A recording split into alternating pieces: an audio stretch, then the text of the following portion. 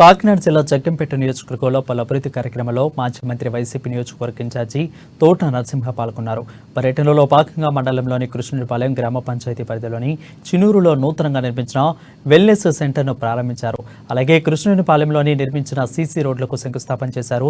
తదుపరి వీరలంకపల్లిలో నిర్మించిన వెల్నెస్ సెంటర్ను రంపయ్యర్రపాలెంలో నిర్మించిన సచివాలయ భవనాన్ని ప్రారంభించారు. ఇక జిల్లాలోని అన్ని నియోజకవర్గాల అభివృద్ధి ధ్యేయంగా వైసీపీ ప్రభుత్వం పనిచేస్తుందని అన్నారు.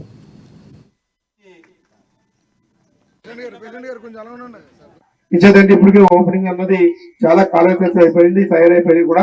మరి అధికారులు ఆ ఎంప్లాయీస్ ఎవరైతే ఉన్నారో వాళ్ళందరికీ పనిచేసుకునే వీలుగా ఉంటుందని ఈ కార్యక్రమం చేపట్టడం జరిగింది.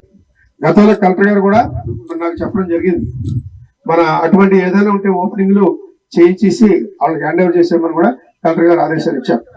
దానికి అనుగుణంగానే ఈ రోజు దానిలో భాగంగా ఇక్కడ ఈ ఓపెనింగ్ అనే కార్యక్రమాన్ని పెట్టడం జరిగింది. అలాగే కాసేపట్లో మరి ఎర్రపాలెంలో కూడా ఇదే కార్యక్రమం చేయబోతా ఉన్నాం.